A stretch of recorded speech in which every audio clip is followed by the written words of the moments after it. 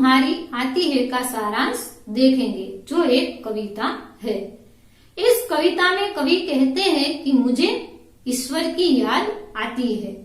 कवि कहते हैं कि सृष्टि की रचना करने वाले प्रभु कैसे होंगे, जिसने यह सारी प्रकृति बनाई है। प्रकृति के तत्व में नदी, सरोवर, झरने, वृक्ष आदि सब कुछ है जो ईश्वर ने बनाए हैं। यह प्रकृति के तत्वों को देखकर कवि को ईश्वर की याद आती है। कवि कहते हैं कि यह प्रकृति के तत्व इतने सुंदर और सुहावने हैं, तो उसकी रचना करने वाले कलाकार यानी कि ईश्वर कैसे होंगे। कवि इस कविता में कहते हैं कि हमें भी प्रकृति का आनंद लेना चाहिए, और वह कहते हैं कि सुबह उठकर चिड़िया चहचहाने लगती है जैसे कुछ मीठे गीत गा रही है। कवि को उसमें भी ईश्वर की याद आ जाती है। बाद में कहते हैं कि कलियां अपने दरवाजे यानी कि पंखुड़ियां खोलकर दुनिया पर मुस्कुराने लगती है, यानी कि सुबह कलियां खिल जाती है और फूल बन जाती है। बाद में कहते हैं कि फूल की खुशबू चारों ओर फैल जाती है। उसमें भी कवि को ईश्वर की याद आती है। बारिश की ऋतु में वर्षा की बूंदें धीरे धीरे धरती पर गिरती है और चारों ओर बिजली चमकने लगती है। यह भी एक प्रकृति का तत्व ही है। उसमें भी कवि को ईश्वर की याद आ जाती है। बाद में कवि कहते हैं कि ठंडी ठंडी हवा के झोंके न जाने कहां से आ जाते हैं। यह हवा के झोंके में भी कवि को ईश्वर की याद आती है। तो यह सृष्टि की रचना करने वाले प्रभु कैसे होंगे, जिसने यह सारी सृष्टि बनाई है।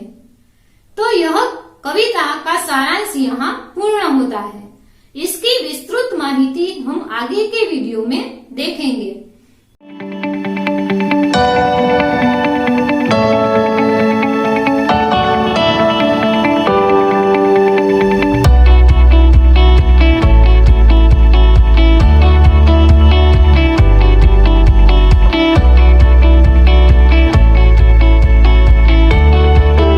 विद्यार्थी मित्रों, आज हम कक्षा 7 विषय हिंदी इकाई 2 तब याद तुम्हारी आती है का अभ्यास करेंगे। सबसे पहले कविता का सारांश देखते हैं। प्रकृति के सुंदर रूपों में सुबह के ताजगी भरे दृश्य बड़े प्यारे लगते हैं। इसी तरह वर्षा का मौसम भी बड़ा सुहावना होता है। प्रकृति के इन मनोहर रूपों की रचना ईश्वर ने की है, इसलिए इन्हें देखकर कवि को एक महान कलाकार के रूप में ईश्वर की याद आ जाती है। तो चलिए कविता की शुरुआत करते हैं।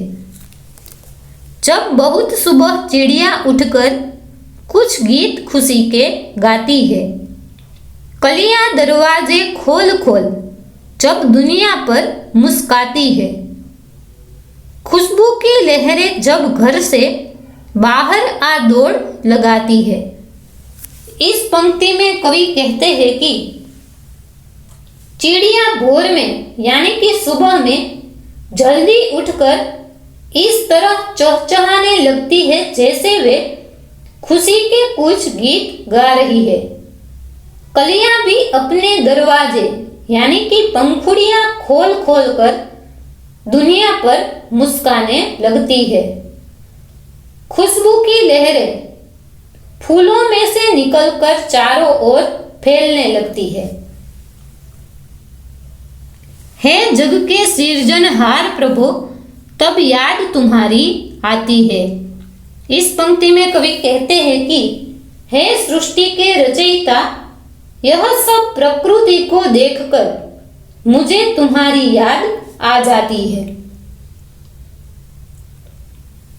जब छमछम बूंदें गिरती है, बिजली चमचम कर जाती है, मैदानों में वन बागों में जब हरियाली लहराती है, इस पंक्ति में कवि कहते हैं कि वर्षा ऋतु में छमछम कर वर्षा की बूंदें गिरती है और चमचम कर बिजली चमकती है।